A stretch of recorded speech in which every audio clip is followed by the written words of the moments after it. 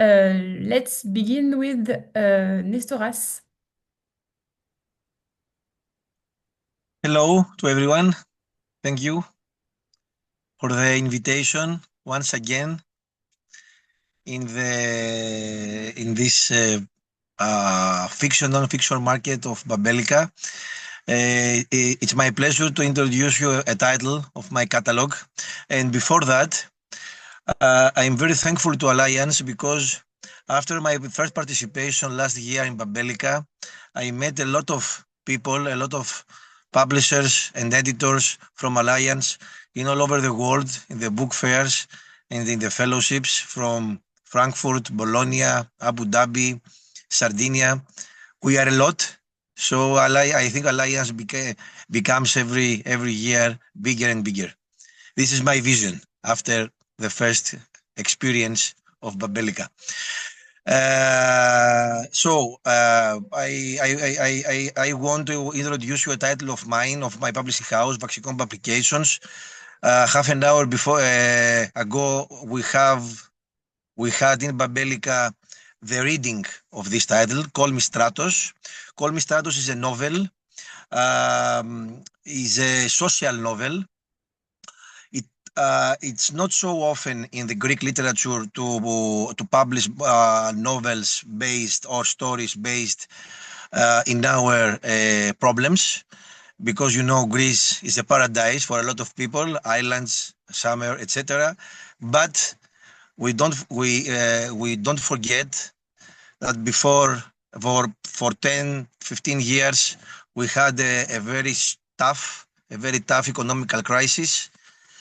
Very, very tough. Everything is was completely destroyed here in Greece. So this book, Call Me Stratos by Chrysoula Georgoula, describes that situation. It's the story of Stratos, the protagonist of the story, who lost his job, first of all, and after that he divorced, and he returned to his family house with his parents and the brother. It was a typical situation in the Greek community, in the Greek society when the crisis started before 15 years. Stratos, after this disaster of him, his life was changed. His social life was changed. His family life was changed. He became angry. He started to drink, and after that, of course, he was an alcoholic, and he became a nationalist and Nazist, because in that years, as in many other countries, the nationalist party in Greece was very strong, and in maybe the third party in the parliament. It seems like a typical story, but it was a reality. This is the main thing. It was a reality in my country. So it's not so easy to write a book like this. And that's why I believe that Istros Books, the publishing house from UK, from London, decided last year to buy the rights of this book. And in 2 weeks, in the beginning of October, we have the book launch of Call Me Stratos in London, the English translation of the novel. Thank you so much. Thank you so much, Nestoras. Laetitia, it's your turn. Yeah, thank you. Hi, everyone. It's nice to be here again, representing Boitempo. For those who don't know, Boitempo is a Brazilian publishing house focused on nonfiction and radical fiction. And today I'm presenting the title Democracy for Whom by Angela Davis, Patricia Hill Collins, and Silvia Federici. This book was based on a conference they gave here in Brazil, organized by Boitempo in 2019, about the collapse of democracy. And in this book, For example, Patricia Hill Collins starts questioning the idea of democracy that embraces mass incarceration. For her, democracy is still an ideal. And as for Angela Davis, who says democracy should be not only political but also social and economic. And in this sense, Silvia Federici reinforces the importance of protecting the common goods and to see the violence produced by the system not as an abnormality of the system, but as its normal functioning. And the system can't produce a decent life for everyone. So this book, I consider this book a great introduction for the thought of these great three thinkers. And we've sold rights recently to Spain, Latin America, Spanish, and for French also. So it was recently published in Catalan, Spanish, and French. That's it. Thank you very much for your attention. Thank you so much, Laetitia. David, the floor is yours. Bonjour tout le monde. Oui, David. Good morning, everyone. Good afternoon, and everyone. I'm David from Éco-Société. We're a publishing house based in Montreal, in Quebec. This is a book about our disturbing neighbor from the south. I've said this many times, and I guess many of you are tired of speaking about Donald Trump, but he's someone that is always on the table, and we always need to talk about him and to sort of understand what are his motivations, someone that is at the helm of the first global power. This is what Alain Roy suggests doing in this book. He shares a striking portrait of Donald Trump based on narcissism, destruction, and lies. Of course, Trump is probably one of the biggest liars, and one lie that Trump tries to sell us is that of the self-made man, and it's something that the author exposes in that book. He's not a brilliant businessman, or not as much as he would like us to believe. Also, we have a portrait on the narcissism of Trump, and then the sort of aggressive tendencies of Trump that wants to take revenge on everyone, and that is now putting the United States in a difficult position on the global stage.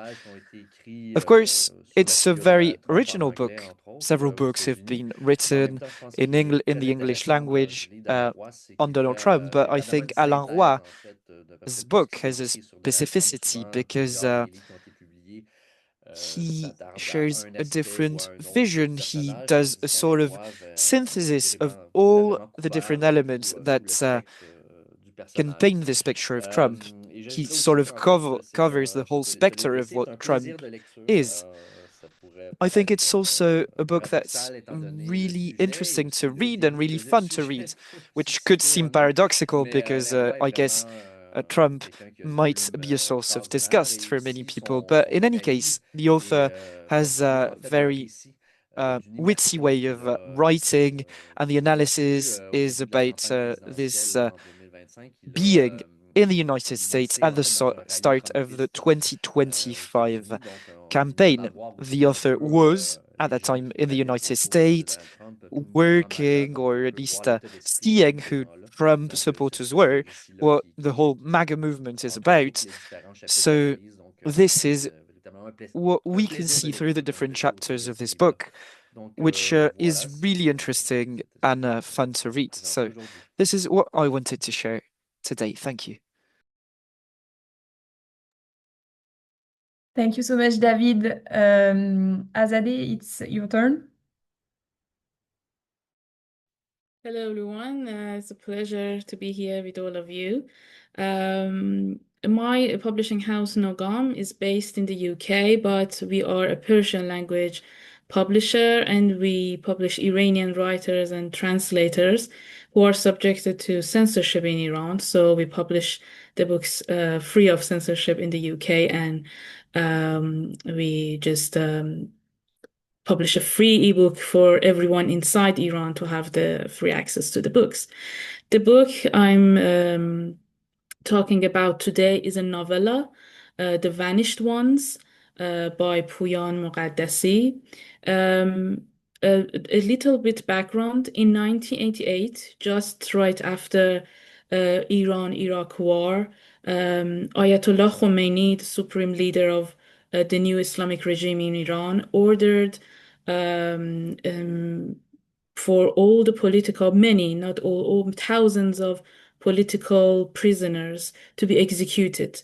So thousands of political prisoners, those who even were like sentenced for a few months and were just ready to be released, they were executed and they were buried in mass graves all over the country. One of the biggest ones is Khabaran Cemetery, close to capital Tehran. So this story is about Shirin, a young woman, painter, artist in her 20s, years after this event. Now Iran is more stable, and she, after such a like struggling in finding an exhibition, she is offered with a solo exhibition in a gallery called Khavaran Culture Center.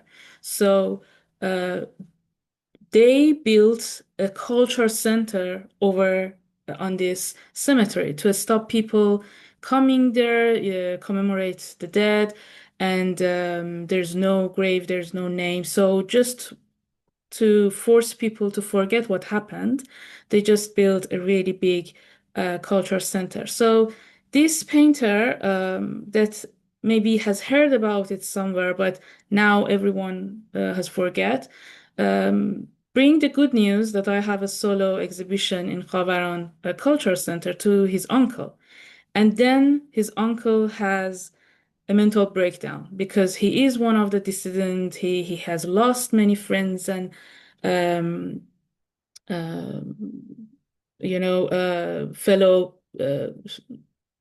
prisoners in that time there, and he just tells their story to her. And we follow her in 36 hours after she hears about it.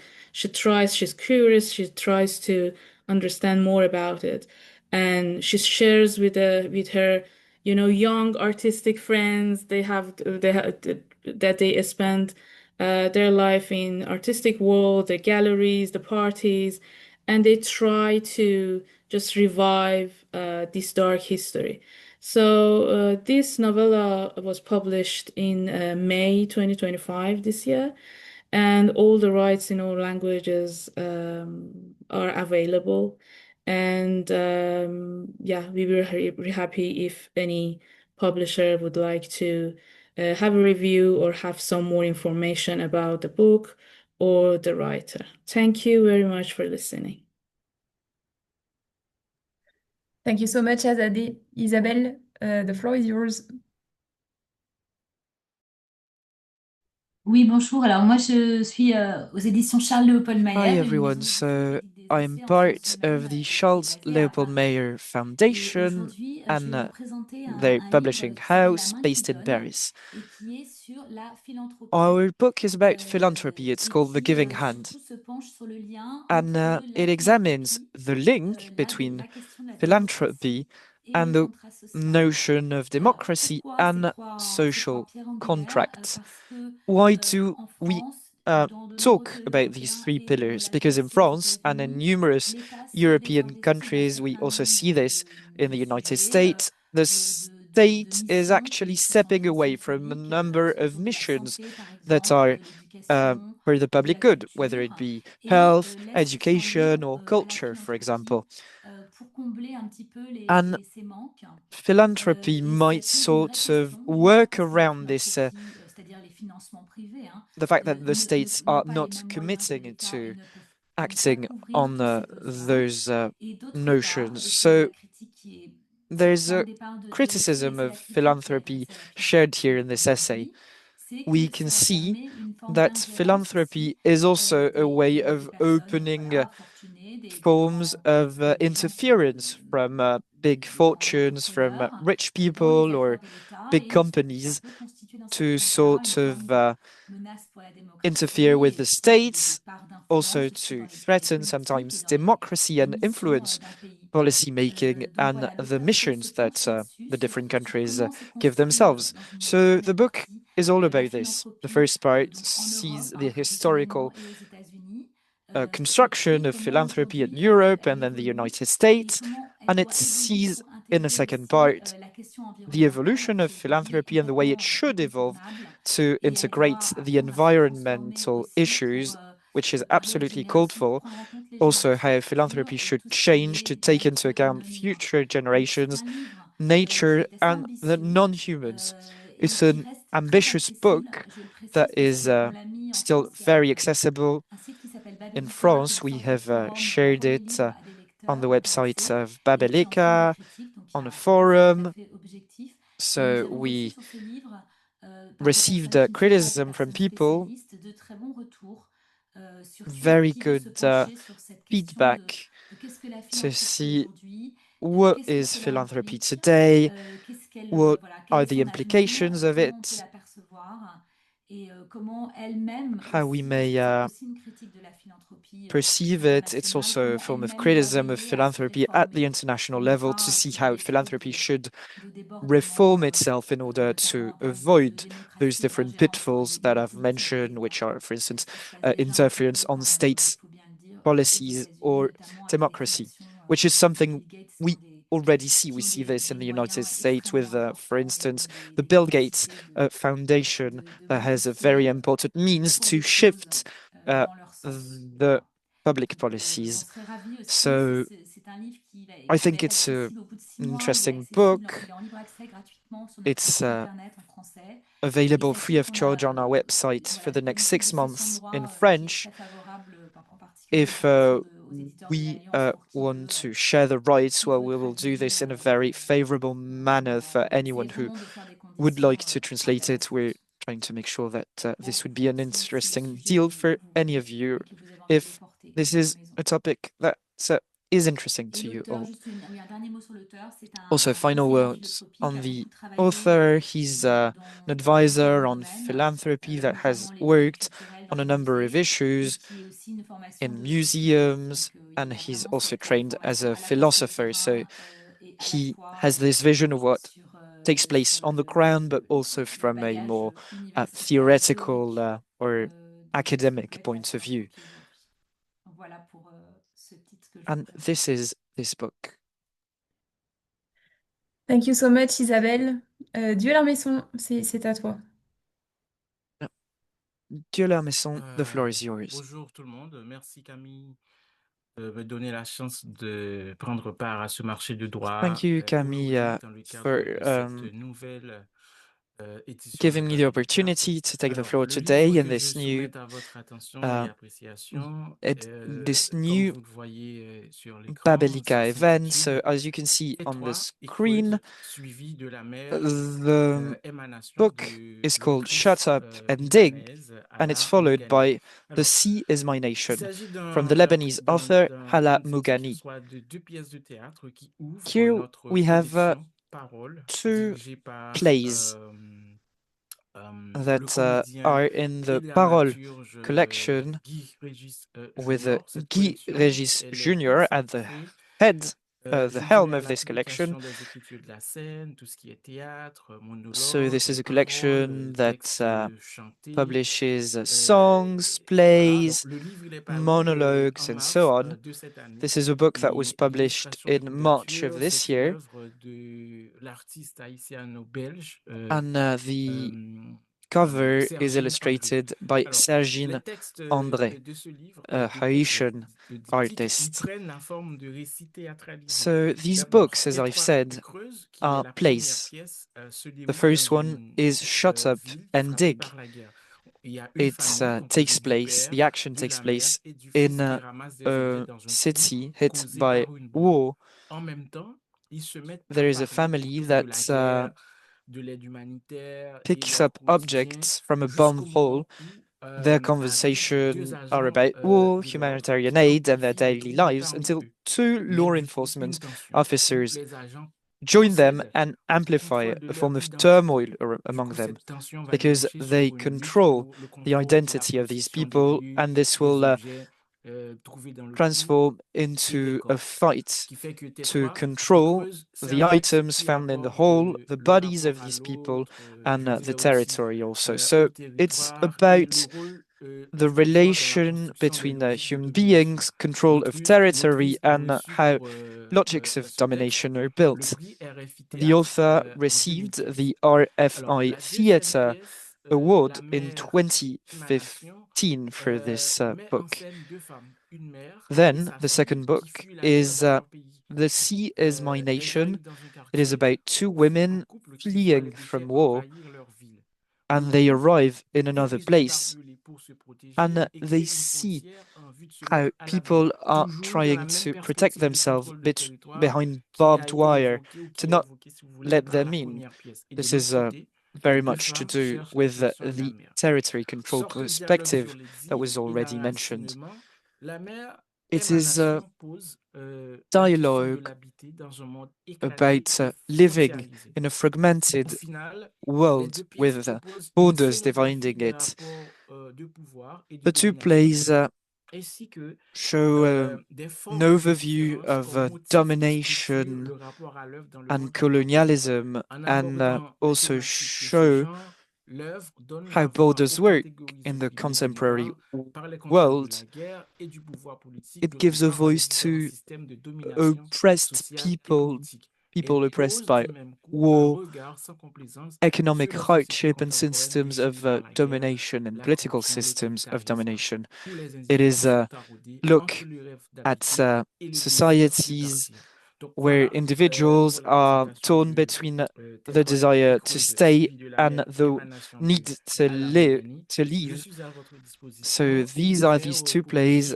I am available if you want to work with us and to maybe give a new life to these texts, whether it be through translation or to maybe share them in other areas, such as the Arab-speaking world, for example. Thank you very much.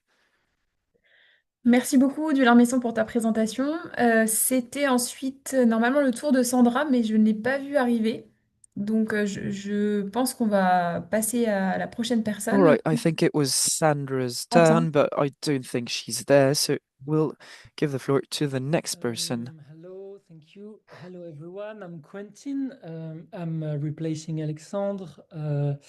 He had an emergency, couldn't make it. Thank you to the Alliance to allow me to present Leur grandeur amputée from Marie-Jeanne Huresh.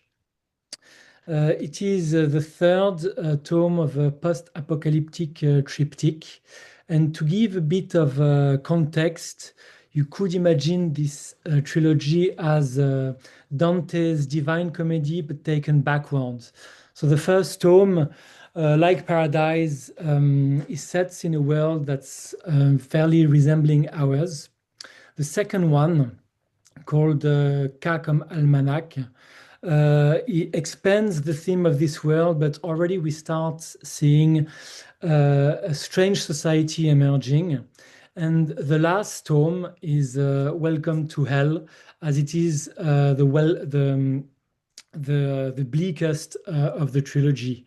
So Leur grandeur amputée follows three characters, a mother called Mère Courage, and her two kids. So they arrive in a city that's basically crumbling, that's decaying.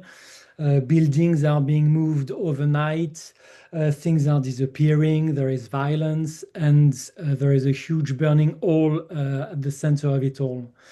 And this mother will do everything and anything to take care of her kids. So she finds shelter in a flat, abandoned flat, and she decides to bring comfort to her kids to find a working fridge. So this will lead to a series of adventure. And meanwhile, she tells her kids, you go to school, you continue your life. But the thing is, there is no school anymore. There are no teachers. And so the two kids, they are free to roam the streets of the city in the darkness. They meet interesting people. They meet sometimes violent people, quirky characters like a guardian of a non-functioning elevator or the members of a brass band, and they do their life. And what strikes me in this book as very interesting is how the author has managed to really show two points of view within the same situation. So there is the mother, who is maybe a bit like us. She used to live in comfort and technology. And she wants to bring this comfort and technology to her kids. And this is symbolized by the fridge. So this works more or less for her because the world is basically coming to an end. And they are the two kids who were born in this dark and violent world, but they don't know any better. And nonetheless, they manage to find beauty, they manage to find friends, they manage to make a life in this world. And so the author, for me, despite exploring the themes of collapse and post-apocalypse, has clearly reminded us that hope never dies. And just to add two technical information, this trilogy was translated already into German, and we have two English samples for the first two tomes. And if you're interested in it, the translation will be supported by Pro Helvetia, so the translation cost is taken care of. Voilà, thank you. Thank you so much, Quentin. Erika, the floor is yours.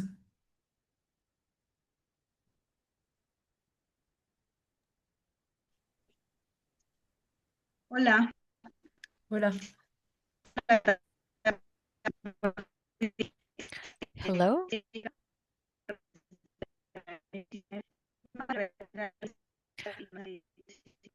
We are sorry, but we cannot follow Erika.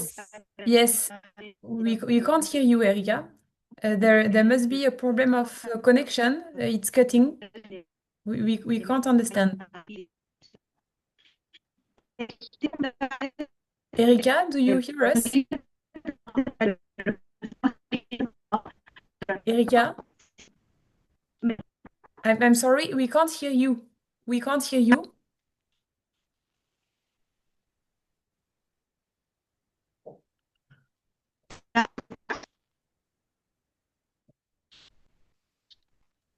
I think your connection is not good enough, so we can't hear you. I think the interpreters will not be able to interpret. Can you find maybe a better place, or is there a way?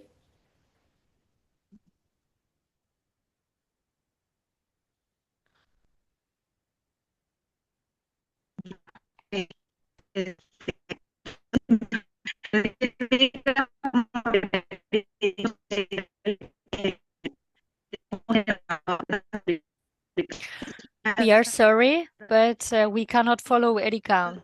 Yes, yes. Sorry, Erika. Maybe can you try to leave the meeting and come back? Maybe it would be better, and to find a place with a better connection, because I'm afraid we can't hear you, and the interpreters will not be able to translate. We cannot hear at all. It's just getting cut. I'm so sorry. You can take your time and try to find a better place maybe, and we'll make you we'll give you the some time later on. Okay? I hope it will work. Sorry about it. We will move to the next speaker, and we'll come back to Erika later. Katia, it's your turn. Yes. Hi, everyone. Thank you very much for the opportunity to introduce Mehring Verlag today. We publish Marxist books on current politics and on the history of the international labor movement. And we are the leading German language publisher of the writings of Leon Trotsky, who led the left opposition against Stalin. So Mehring Verlag works closely with its partners and partner publishers in the US, in UK, in Australia, in France, and in Turkey. And a major theme of our program is the struggle against war and fascism. And today I will present a book that is of contemporary relevance. It's written by David North, and it's called The Logic of Zionism: From Nationalist Myth to the Gaza Genocide. And it's a collection of lectures David North held after October 2023. Before the eyes of the world, the Israeli government is committing genocide against the Palestinian people in Gaza. And as we speak, children are starving, and families without shelter are fleeing the bombardment. As the book makes clear, there can be no doubt that this is a genocide supported by the US and European powers, including the governments of Germany, Britain, and France, with weapons and financial resources. Millions worldwide have protested against the complicity of their governments, who are suppressing any criticism of the crimes under the false accusation of so-called anti-Semitism. Now, the lectures in this book address the most urgent political questions preoccupying masses of workers and young people. That is, what are the causes of the genocide in Gaza, and how can it be stopped? To answer this question, it is necessary to understand the logic behind it, the logic of Zionism and the bankruptcy of nationalism as a whole. The author, David North, he is an American socialist of Jewish origin, and he's the chairman of both the International Editorial Board of the World Socialist website and the Socialist Equality Party in the United States, which is part of the Trotskyist movement. And in his book, North provides a Marxist analysis of the historical development of Zionism, the nationalist ideology which justified the founding of the State of Israel in 1948, and the violent expulsion of hundreds of thousands of Palestinians from their land. The book demonstrates how Zionism originated in the 19th century with the support of the imperialist powers in direct opposition to the widespread support for socialism in the Jewish working class. And the central argument of North is that only the unification of the working class across all nationalities in the fight for a world socialist revolution will put an end to war and racial or national oppression. North points to the problem that the current protests have remained within the confines of the existing structures of bourgeois politics, directed to the application of pressure on bourgeois governments to change their policies. Against this orientation, North explains the need for a socialist and an internationalist strategy to mobilize the working class against the Netanyahu regime and against the imperialist system as a whole, which threatens to lead the world into a devastating Third World War. So thank you very much for your attention, and I'm looking forward to the event. Thank you. Thank you so much, Katia. We will just try again with Dante or Erika, because I saw that you tried a new connection. Can you try to speak, Erika or Dante? Hola. Sí. It's much better, I think. ¿Me escuchas? Sí. Can you Oui, hear oui. me? Yes. Okay. Voy a tener apagado la cámara porque creo que con la I'm cámara going to también hay un switch poco de off my interferencia. camera because I think there are some interferences. Les contaba que soy parte de Pacarina Well, Ediciones. I Nosotros como was editorial independiente explaining that tenemos we tres are líneas de part of trabajo, que son Pacarina las publicaciones en lenguas publishers, originarias, and we las literaturas publish regionales in y los estudios original sobre temas languages, angloamazónicos. and we also Y publish nuestros libros, los studies textos que nosotros related publicamos, están to organizados the en bibliotecas. Amazonian En area. esta oportunidad, We el libro que organize les estamos our presentando studies into forma parte de la libraries, biblioteca and de the poesía. book we are going Es to present to Arikari. you Está escrito belongs por un to poeta Arikari. amazónico, Arikari is específicamente a del departamento book de Loreto. written by an author En coming este from poemario the Loreto department. se It's sobresalen tópicos que aluden a los seres que a pueblan book that gathers poems. And the poet talks about divinity, about the myths, experiences he has had across the years in relationship with these native communities.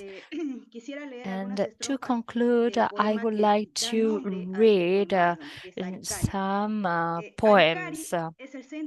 Arikari is the center of a universe. It's a metaphor of God that turns around protons and cosmic particles. It travels at 300,000 meters per second. Arikari decides who passes away as animals do. Arikari shows its human quality as a man in gatherings where its life is at stake. It drinks yucca, it eats worms. The planet is dying. Men kill men. And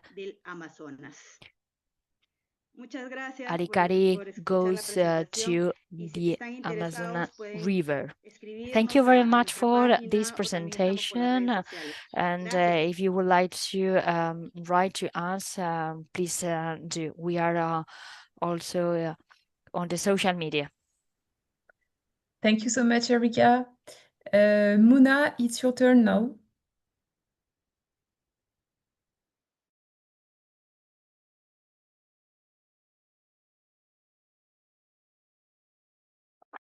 Bonjour tout le monde. Mona Ben Salem, secrétaire d'édition. Hello, everyone. My name is Muna Ben Salem, secretary from the Med Ali Publishing House based in Tunisia that was created in 1983. And today I am very happy to introduce you a book called The Philosophy of Passions Between Blame and Praise. It is written by Taja Bouhaja Ben Ali. She's an academician, and this book is across a journey through time and space between past and present, East and West. It shows a light on various forms of expression, being philosophy, literature, poetry, and mysticism. And at times, it's also slipped discreetly into unexpected domains, like a scientific discourse. There is this sort of ping pong between various notions, blame and praise, passion and power. So the author falls into what passion means, passion in the arts, and she is talking about all this criticism, admiration that is linked to this notion. So as a specialist, she is putting into question this notion of passion and turning to the world of imagination.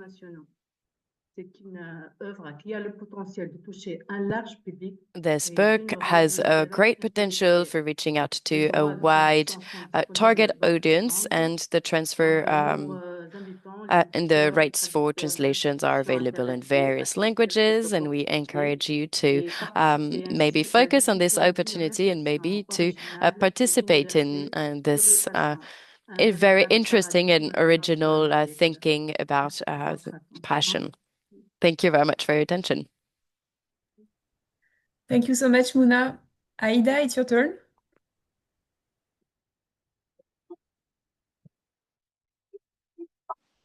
Ahora. Vale.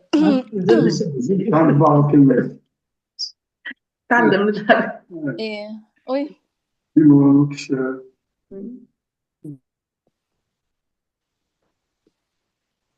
Sí, vale, yo voy a presentar I'm going to present this book called Divendres Couscous. On Friday, we eat couscous. And it's a story about a musician, Jean de la Fen, who works together with Santi Izaguirre. They formed a band which was very renowned in Barcelona, and it was called Chamboche, and it has been illustrated by Cristina Bueno. It talks about a happy childhood in Algeria in the 90s, and this story happens in Algiers, where the protagonist lives. He goes to his grandma's to eat couscous every Friday. He is the son to an Algerian dad and a Catalan mom. And he introduces all the situations that happen in Algeria. They live in the districts that were built up in Algeria in the 70s for working people. His parents are progressists, and due to the Black Friday, people witnessed the rise of the army. People are confined, and with the arrival of the Muslim brothers, things get trickier. His mom works at the embassy, and he's sent to Catalonia with his mom's family. And so we can read about Jacim's life, about the life of the writer. And when we published it, when we launched this book, people came to talk to us and told us that their stories were similar. And not because they had been living in Algeria, but also because they were the result of two cultures. And now we are preparing the second part of the comic.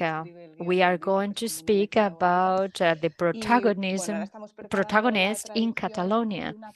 So we are preparing the translation of one of the parts of this comic. We are preparing it into French and into Spanish, and we are open for new proposals and exchange of rights. Thank you very much for the invite. Thank you so much, Aida. Muchas gracias, Aida. José Alfredo, it's your turn. José Alfredo. Hola,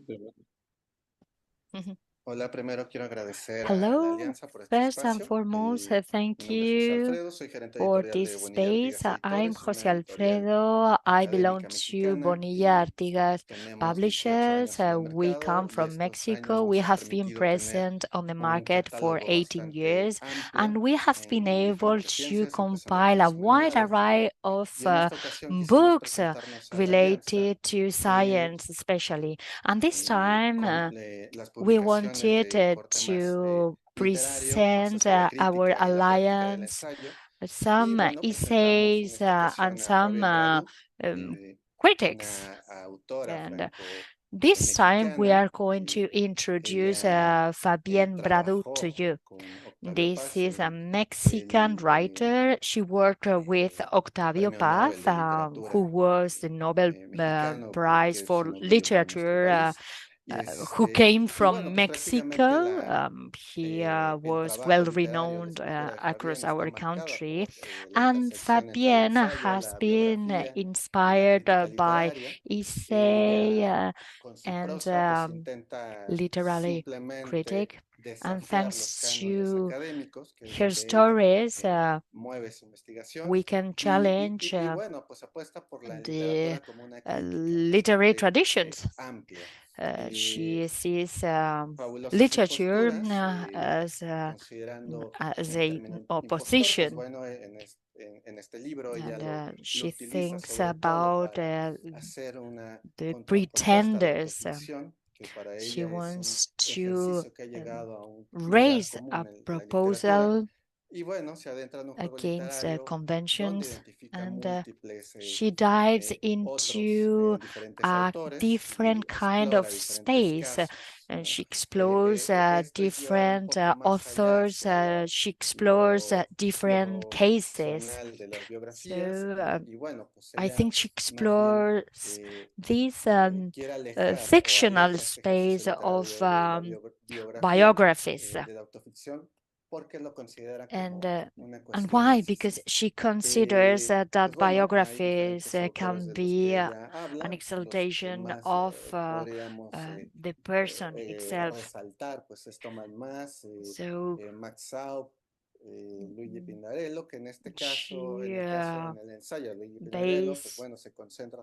she bases her book on the books of Max Aub, among others. And with this essay, I would like to highlight the importance of this book. And this novel talks about Matías Pascal,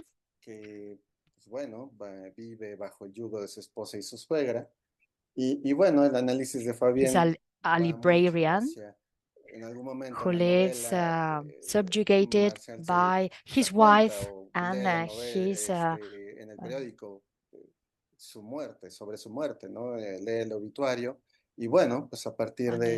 his professional life, and one day he questions himself. He thinks about what could happen if he were another person. And thanks to this novel,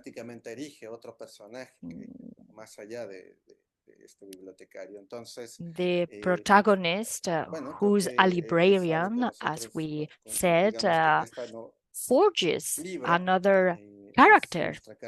So this is the book we would like to present to you, and we would like to present further books. In any case, if you are interested in our books, we have over 40 collections from different styles and kinds. You can visit our website, and I hope you like it. Thank you very much. Thank you so much, José Alfredo. Ibrahima, c'est à toi.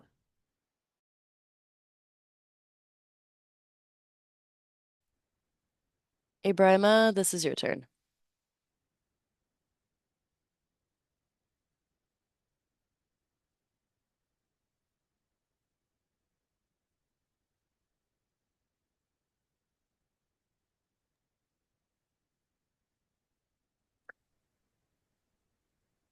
Ibrahima, if you are speaking right now, we can't hear you. You have to activate your mic.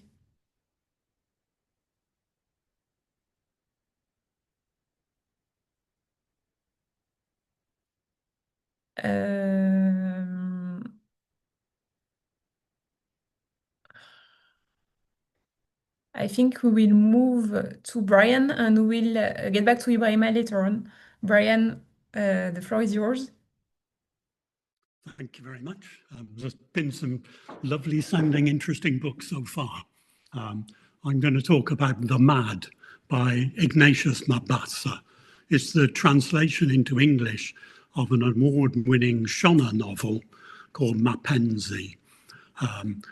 In its original version, Mapenzi, it was chosen by the Times Literary Supplement as one of the most significant books to have come out of Africa. And it's also been a set text in Zimbabwe schools. Mabassa's prose in the book, in the Shona version, brims with poetry, satire, and linguistic play. The novel's innovative structure includes chapters titled after characters, abstract concepts, places, and song lyrics, pushing the boundaries of form and style in Shona literature. In The Mad, the translator's been praised for meeting the challenge of sustaining Mabassa's lyricism and rhythm without smoothing its texture. The novel is set in the second decade of Zimbabwe's independence, a time of change. It tells the story of a disillusioned war veteran as an uncensored witness to the false promises of independence as he travels from rural Zimbabwe into the city of Harare. There he witnesses the collapse of traditional social values and the madness of a society trapped between hope and despair. Issues in the novel include the transition from rural to urban life, which has happened in many places across the world, the legacy of colonialism. We're talking about just a decade after the end of Rhodesia and the arrival of Zimbabwe. And also about poverty. It was written in the time of HIV/AIDS, but it's also very funny in places. He manages to get humour into that subject. As a reviewer, Tanashi Mushakavano, says, Mabassa's novel in Mutiti, the translator's supple translation, demonstrates how much vitality lies in the vernacular imagination and how translation can open doors without erasing the local textures of language. The book is being launched in Zimbabwe next month and is also published in the UK. The rights have been sold to the University of Georgia Press in the USA, where it will be the first lead title in their African Literatures in Translation series in April next year. Ignatius Mabassa is a storyteller, as well as a writer of short stories, novels, and poetries. He writes in both Shona and English, but mostly in Shona, with several other award-winning Shona novels. One of his main issues of fame, he's the first person in the world to be awarded a PhD in the Shona language. Thank you very much. Thank you so much, Brian. Ibizo, it's your turn. Hello, everyone. Good afternoon. My name is Ibiso Graham Douglas, and I'm the founder of Paperwork Books. Paperwork Books we're a Nigerian small publisher. Our focus is publishing marginalized stories and voices. And yeah, I'm really happy to be here today. So thanks to the Alliance for this opportunity. Today, I would like to talk about the book Songs of Childhood, Biafran War Memories. So this book is in the genre of poetry, memoirs, and historical witness. It's really a collection of 37 poems written by Nimi Wariboko, who is a professor at the University of Boston in America. And in this book, he's managed to, Nigeria has only had one civil war, and he was 6 years old when this war occurred, and he was one of the his part of Nigeria was stuck in the middle between the Nigerian side and the Biafran side, and so he's been able to recollect some of his memories from that time and the struggle and the tension from that time.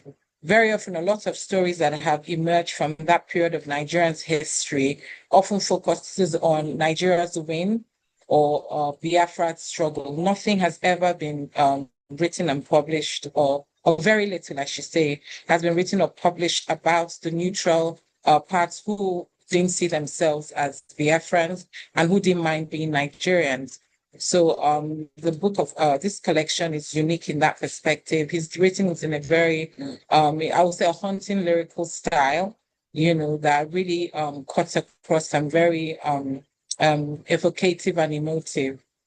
He offers a very unique perspective, because unlike conventional war narratives, it's usually from the perspective or the point of view of adults, but somehow he's been able to, dig back into his memory and encapsulate through these poems, that's the innocence, you get a sense of the innocence and the raw emotional struggles, that, a child went through in that time.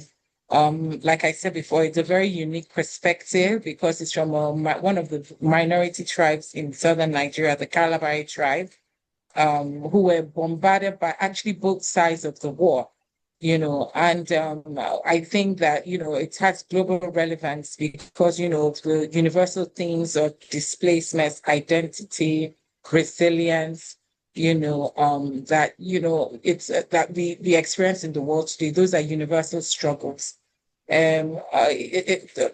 It's been endorsed so far. We released it early in March this year, and already one of the universities in the Niger Delta had made it a recommended text, and we've been approached by it was part of a collection of books for a research done by the Exeter University in the UK, and we've been approached by a professor in Canadian University, I can't remember the name of the university now, about making it a recommended text as well.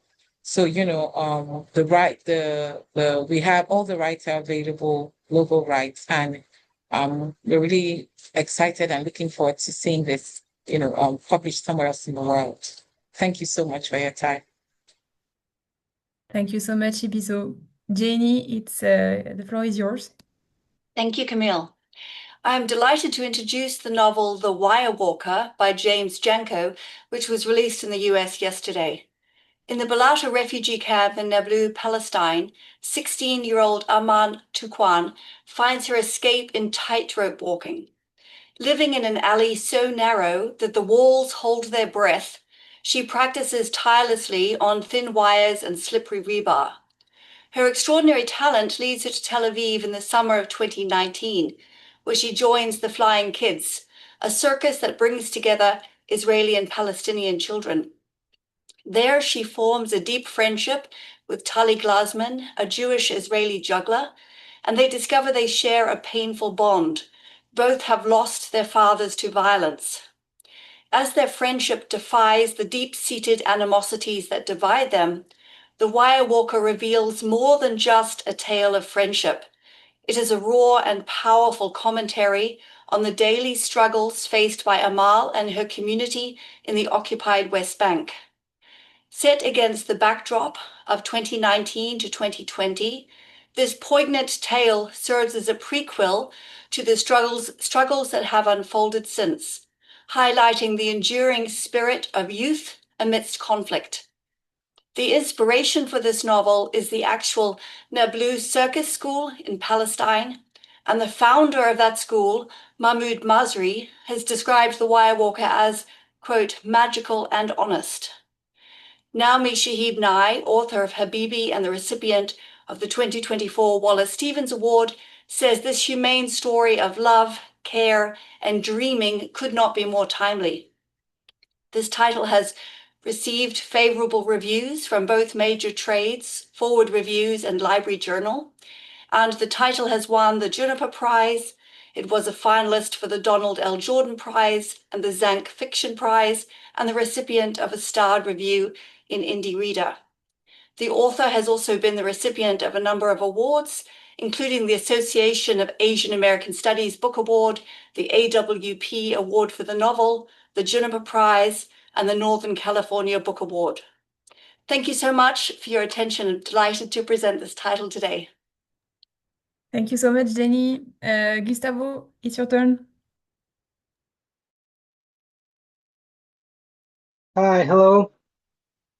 Thanks for having me. I'd love to present to you today this little book called Mãezinha, which means little mom or little mama.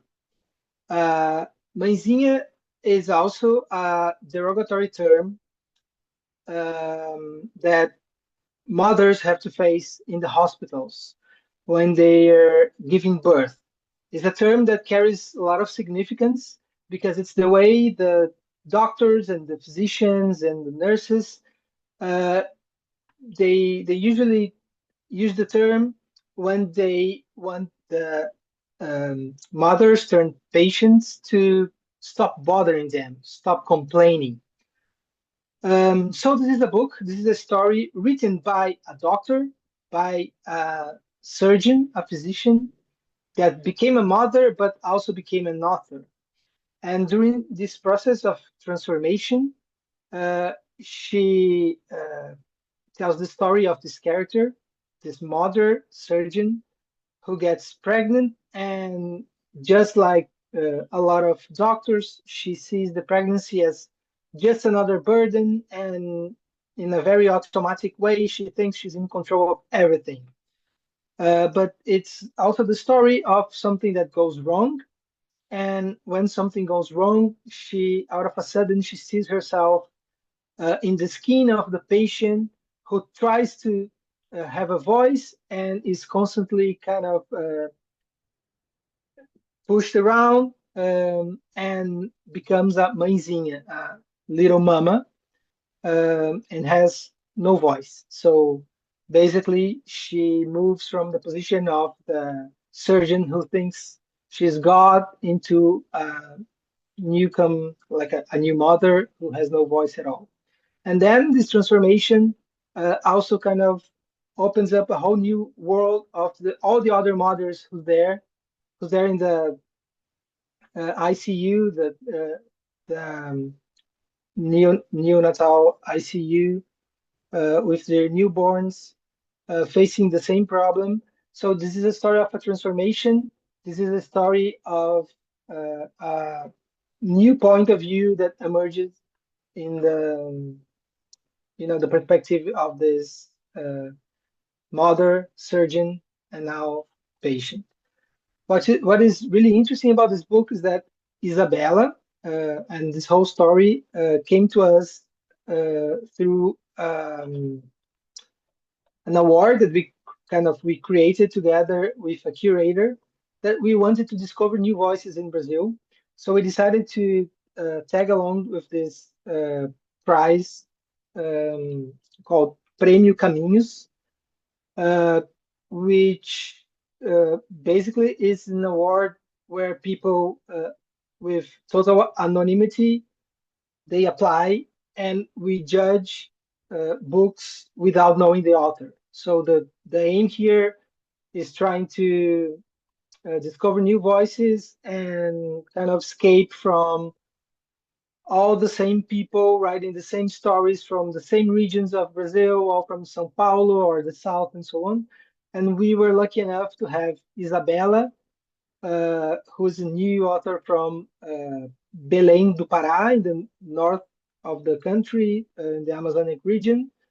So it is a book that is growing, receiving a lot of attention from the media. All the main Brazilian outlets have already published something about the book, very positive reviews so far, and is a story of transformation also for us because it was the very first time that we have signed a contract with someone. We didn't know who it was. We just have the commitment. We have to publish the book. The winner of this award, whoever they would be. And we were very lucky that was Isabella, and we have this little gem in our hands. Now, because of the good press, I am starting to push the book a little bit more internationally, and I have really, really good perspectives. And I'd love to, that this book could kind of go around the world with the colleagues from the Alliance as well. Thank you very much. Thank you so much, Gustavo. Ibrahima, we will try to listen to you because I saw that you are back with us. It's your turn. You can speak now.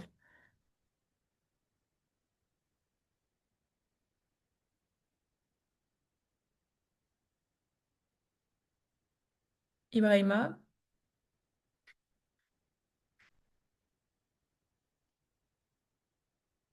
Can you speak now?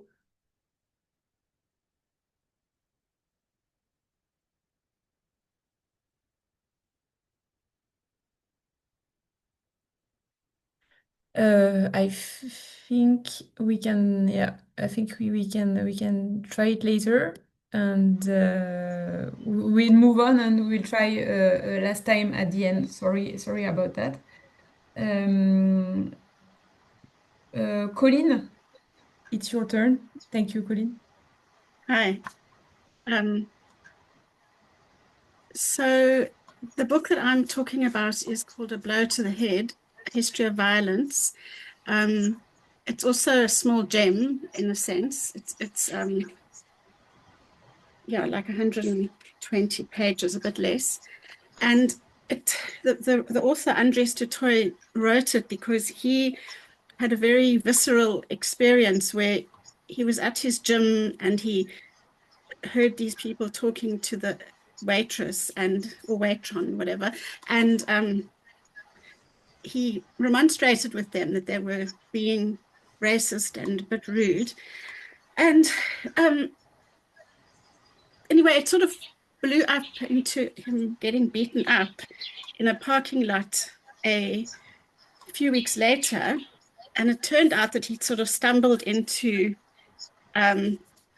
engaging with a gang, sort of mafia, Cape Town mafia. And the book is a kind of memoir, but also a reflection and sort of like a set of linked essays in a way, looking at violence. And in every chapter or essay, he engages with his own complicity. Like, and because I'm in South Africa, sorry, I didn't introduce myself at the beginning, but I'm from Majaji Books and we're based in South Africa in Cape Town. You know, probably one of the things you've heard about South Africa is that we're a very violent country and we have very high crime and so on. So a lot of it starts with these sort of mafia type gangsters. But you know, there's a history in South Africa of violence in all kinds of ways because of colonialism and then the intense form of it with apartheid.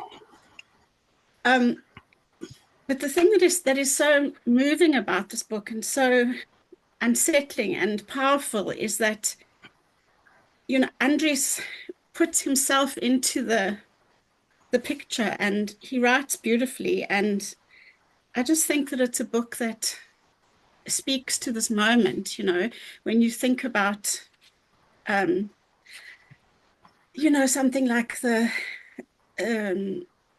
Charlie Kirk and all the craziness in a sense that has arisen out of that.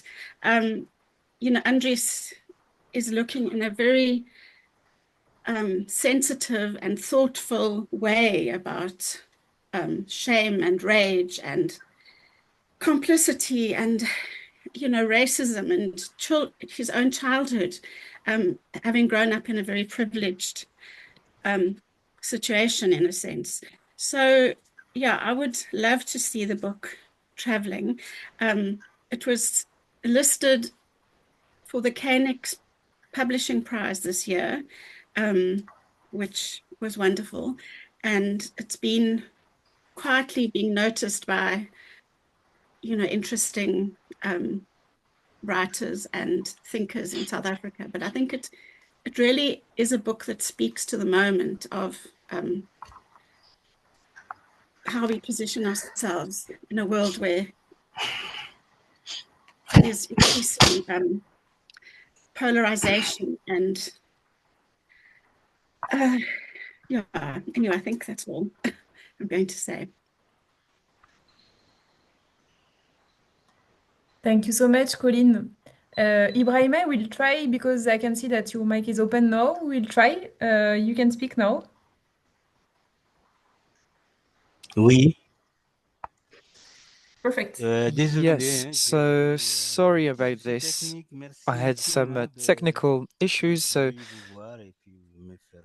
Thank you very much for coming here and for letting me listen to you and for listening to me. So we're based in Bamako for the Tombouctou Publishing House. Thank you to the Alliance. Thank you to all the colleagues and people listening to us. This book is that of one of our most famous authors, which is Ibrahima Aya, and his last book is Behind the Curtain, Derrière le rideau, in the French version. It's about the story of women, Kamba Kante. She wonders, why have we not been created out of Adam's ribs in order to create different women to help me? So, in other words, she's a housewife. She's the mother of 4 daughters. She opposes her husband, Bamori, who's a violent man, and he's obsessed with the idea of having sons. So, she fights alone against polygamy, which is a practice that is still very visible in that part of Africa, and she also fights against domestic violence. During her fight, her struggle, she falls into the hands of a manipulative marabout, which is a religious man that says that he can show the gods or misericordiousness. So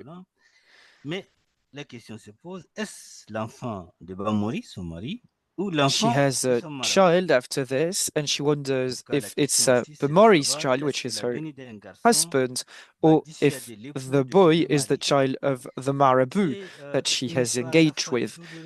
And the question is to know if the arrival of the boy will dissuade her husband from remarrying and from violence. So it's a fascinating story that shows how women are caught into a pincer movement between, on the one hand,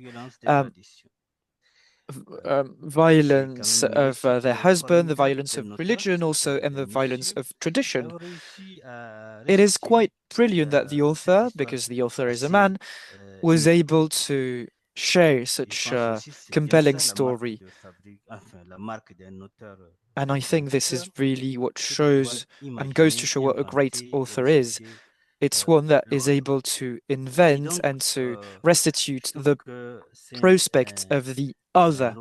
So I think this is a novel and a wonderful book to share with others. It's the last book of Ibrahim Alanseli Coulibaly, who's a Malian author, who's an archaeologist by training, and who works at the Bamako University on gestion and social sciences. So he has already published a number of books in our publishing house, and we've been working with him for a long time. So if you're interested by that book, we would be delighted to share this story that gives you a glimpse of what is happening to women in Africa, in the countries of the Sahel region. It is about the Muslim traditions and also the animist traditions. Thank you very much. Thank you so much, Ibrahima. Samar, the floor is yours.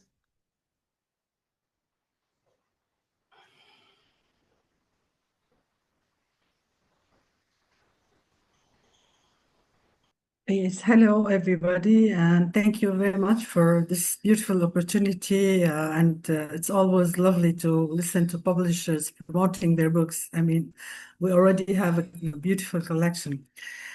My name is Samar Haddad. I'm the publisher of Atlas Publishing in Damascus, Syria, and I'm thrilled today to present to you our last publication with we are actually 5. It's a co-publishing project of the members of the Arabic Language Network in the Alliance.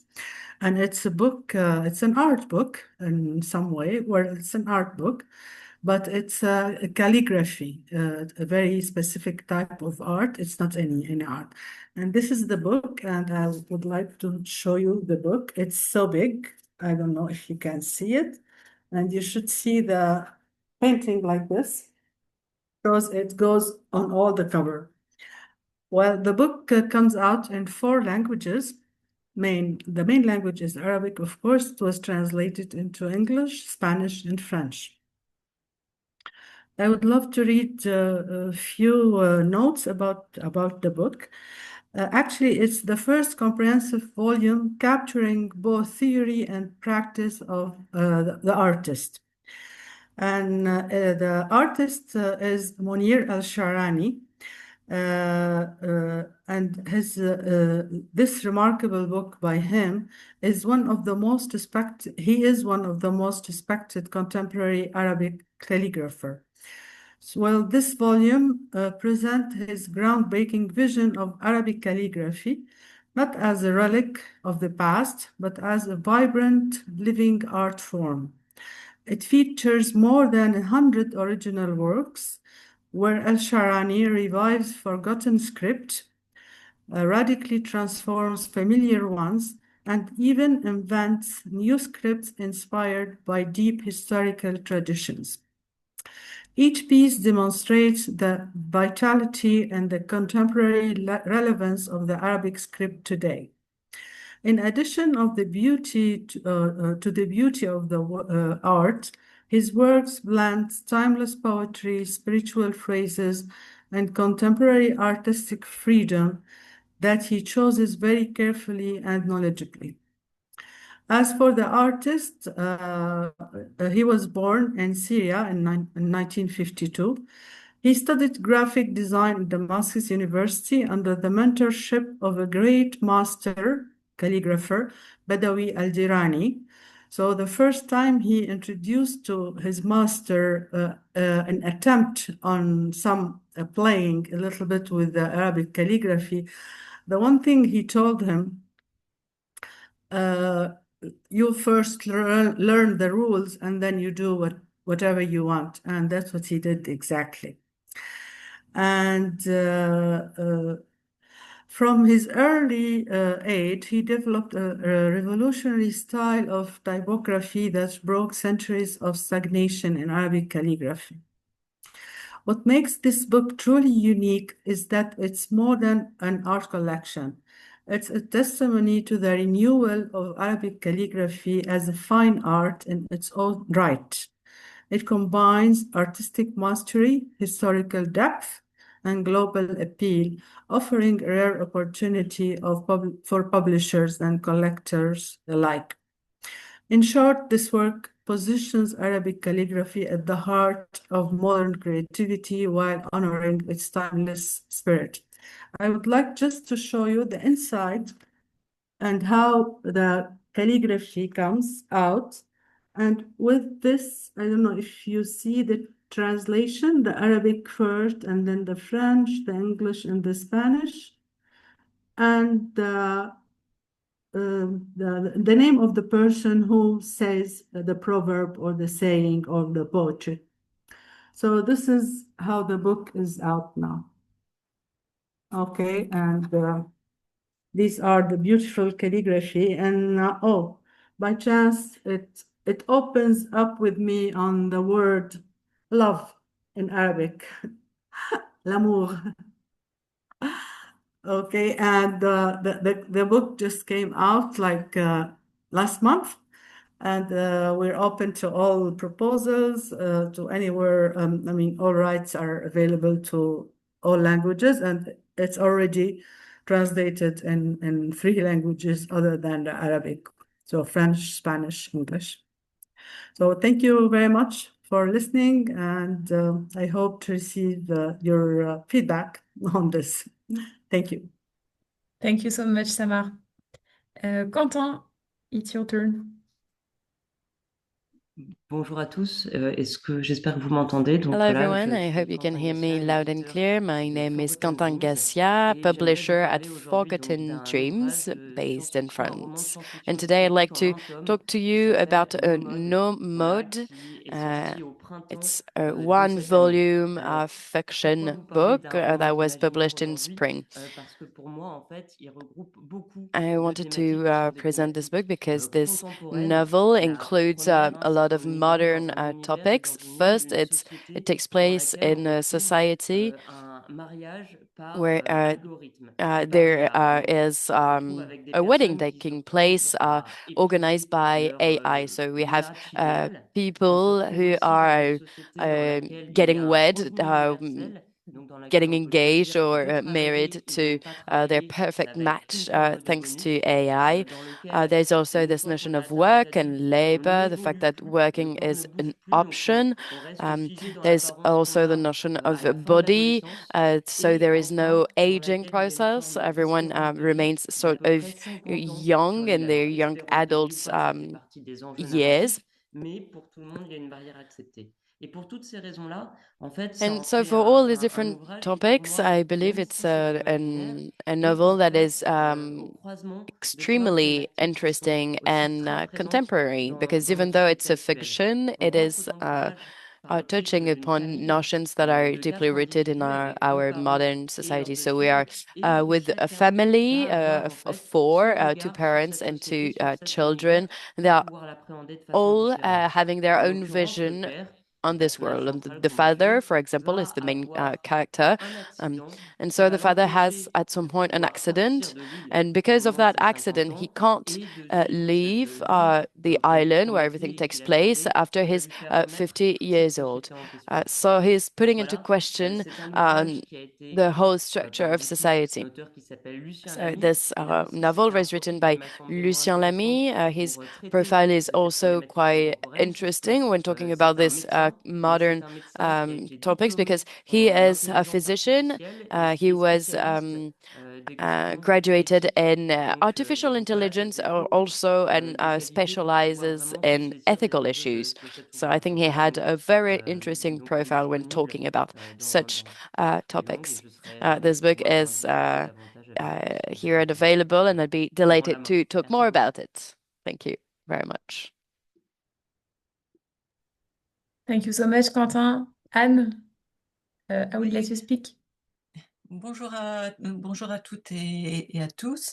Hello, Je suis everyone. très heureuse de me I'm retrouver ici avec vous delighted to be pour tout ce here partage de with you publications. today Alors, je for suis Anne Lima, such a je great dirige les sharing éditions of Chandaigne Lima, books. qui est une My maison name is Anne d'édition Lima. I work for française Chandaigne qui and existe déjà depuis Lima, a 92 et publishing nous sommes house based in spécialisés dans les France pays de that langue was created portugaise, in donc Portugal, 1992, Brésil, and we're l'Afrique lusophone. specialized in books Et nous sommes coming from généralistes, a c'est-à-dire qu'on fait de la Portuguese-speaking littérature, de country. l'histoire So we et do même de l'œuvre pour la jeunesse, global mais avec fiction, cet axe, donc la children's book, lusophonie. and Et also aujourd'hui, donc, je non-fiction voulais vous books, parler de focusing with l'histoire de this l'Afrique lusophone, Portuguese qui est language livre d'histoire, aspect. donc Today, I wanted to talk une to you synthèse, comme about on en a fait a book plusieurs, called l'histoire du History Portugal, of l'histoire du the Brésil, um, et Portuguese-speaking qui est une Africa. ouverture pour So aborder de this book façon is synthétique a good donc opening to l'histoire understand finalement the de 5 pays history of qui ont five été colonisés countries, five countries that par le were Portugal colonized et qui by abordent aussi après Portugal. leur devenir après les And indépendances. it also Donc c'est la seule explains what synthèse qui happens existe sur after ce que l'on peut their appeler l'histoire independence. de l'Afrique lusophone, qui est So it's a une good entité qui n'existe approach pas en on the soi, mais history c'est, of the disons que la lusophonie, Portuguese-speaking ou le fait Africa. d'avoir la langue portugaise, So c'est the peut-être fact that these five le plus countries petit are dénominateur sharing commun this qui reste language is the actuellement. only common point that they have Donc, today, because they are very, very different countries.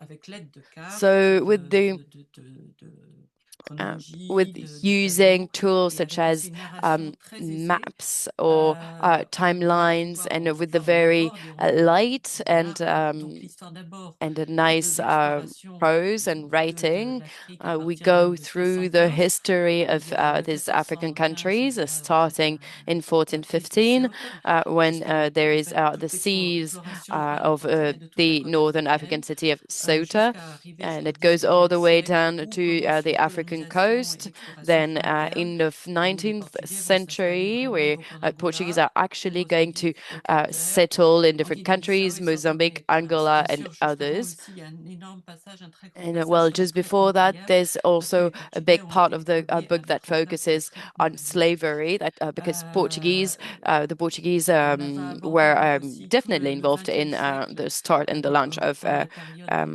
slavery. dictatoriale portugaise. Then there is also this notion of what happened when Portuguese was under the dictatorship, because what's also important to know is that Portugal is the last European country that decolonized their country. They were under the authority. So after that, there is the phase of decolonization, of independence in 1974, 1980, years and decades later, where the books really gives a very good overview of the situation of this country. So we have Guinea-Bissau, other islands, where there are many changes happening, especially geopolitical changing, and also the countries who are going to be prisoners of civil wars. It's a book that also collects very important historical facts that are not available as elsewhere, actually.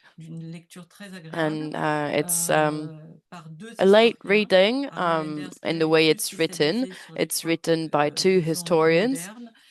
One focuses on the more modern era, and the other one focuses on older part of the history of these Portuguese-speaking countries. I think that's what I wanted to say about those books. We hope this book will have a translation, one in Portugal, and well, it's available for any other country. Thank you. Thank you so much, Anne. Anne-Sophie, the floor is yours. Thank you very much, Anne. Anne-Sophie, the floor is yours.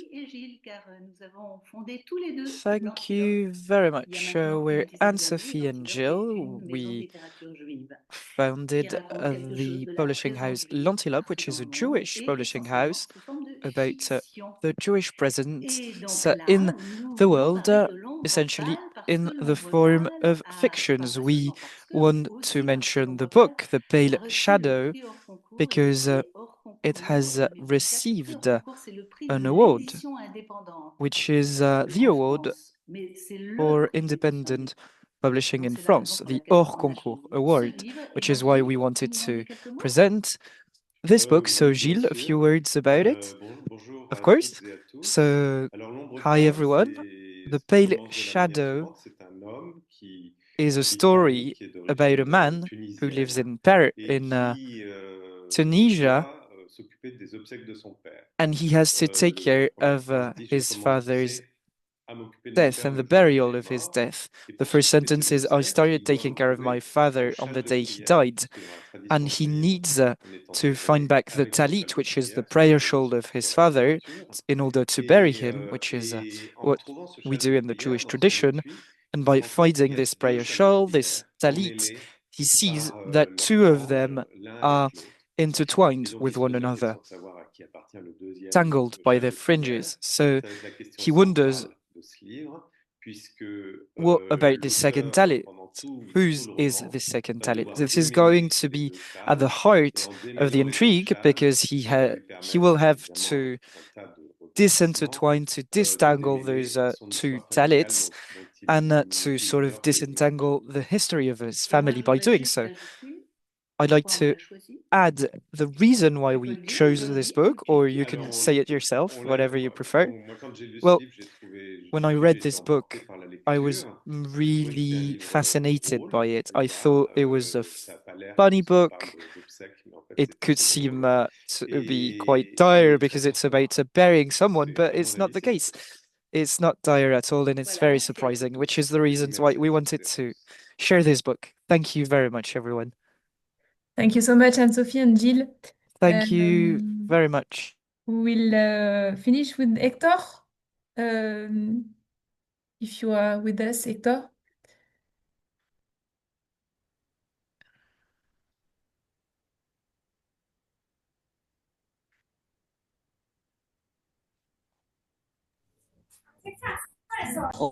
Si. Hector, you have to put your mic. Your mic is off.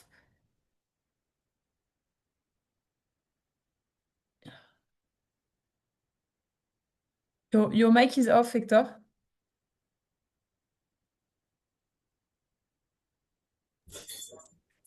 ¿Ahora me oyen? Perfect. Can you hear me now?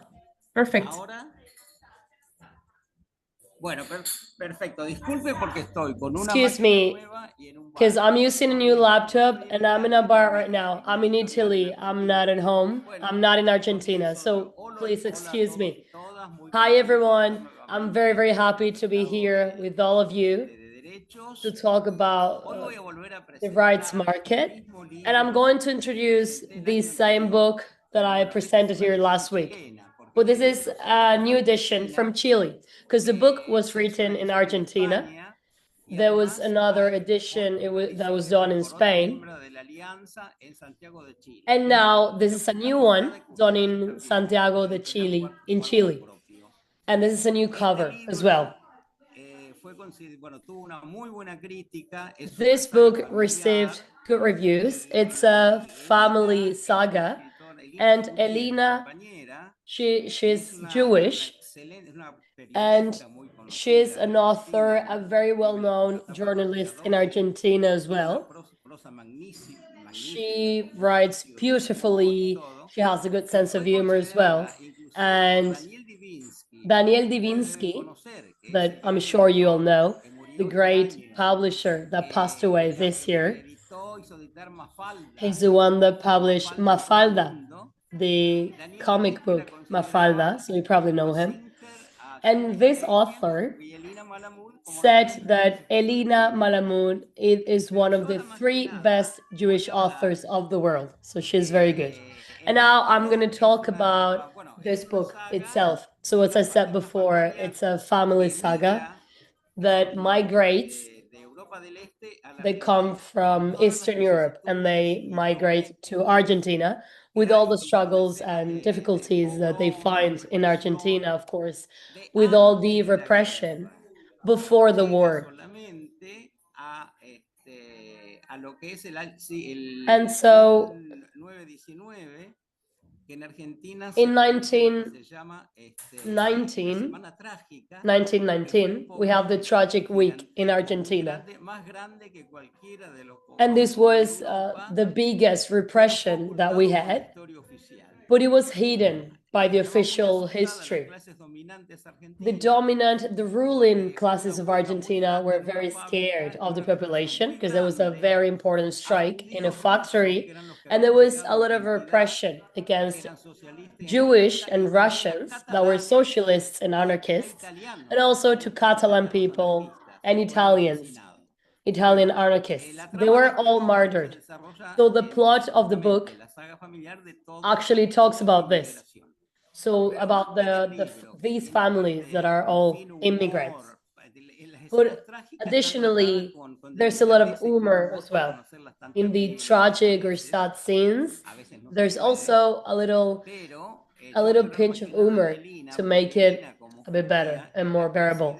And Elena, this Jewish author, is the president of the Argentinian Jewish organization that now is conducting a legal trial to Netanyahu so that he can be considered as a war criminal and genocidal. So Milei, the president of Argentina, just invited Netanyahu to Argentina, but the organization that Elena is president of is now bringing forward this legal trial against Netanyahu. So he's a genocidal and criminal war. So he can't enter Argentina now because of this. In Argentina, there's a big Jewish community, and half of them are progressive and like as Elena. Elena is a leftist woman and secular. And of course, we know that the Zionists power takes over the organization. And they want to make us believe that Jewish people in Argentina support Israel, but it's not the truth. In Argentina, there are a lot of demonstrations against Zionism and against the state of Israel. And of course, mostly against Netanyahu and all the genocidal criminals. Now I'm in Italy, as I said before, and we're gonna fly to Serbia to print another edition of the book. And then we're gonna go to Madrid, where the Embassy for Palestine has invited us, and they want to receive the support of all the Jewish people in Argentina. The ambassador, the Palestinian ambassador who's in Madrid right now, is a very nice person. We're gonna do a press conference and everything. It's going to be an important event. And you know, the mobilization of progressive Jewish people in Argentina against the genocide in Gaza is a very strong movement. And that's why I thought about presenting this book again. The book was translated into English by a translator from Singapore. It'll be available next week. And it's available in all languages, almost all of them. And it's available in Spanish in many other countries, so like Spain, Chile, Mexico, Colombia. And now we are transferring the rights, the copyrights, without the advance payment of rights. So they will pay after this. And it's available in all languages, as I said before. We can send you the PDFs if you want, and everything that you may need, because I think it's a very interesting and relevant book. It's a historical saga, but that is absolutely related to the current situation and the terrible and miserable situation of the people in Gaza and Palestine. So we are at your disposal, and I want to thank you again. I want to thank the team of the International Alliance for inviting me. So thank you very much. We're looking forward to being in touch with you and see what comes next. Thank you so much. Thank you so much, Hector. Thank you so much to all of you for your presentations. We are really, it was really an honor to have you all today. If you have any questions, please write to us an email. I will also share the contacts of all the publishers who presented books today to all of you. We also want to really deeply thank the four interpreters that did an amazing work today and made available everything in English, French, and Spanish. So thank you so much, and stay connected. There will be a lot of events coming. We will have a reading from Martinique now, and then there will be a roundtable discussion on freedom to publish and decolonial issues in Latin America and Asia. You are more than welcome to stay. It's in English, French, and Spanish also. Thank you. Thank you so much. Merci à vous.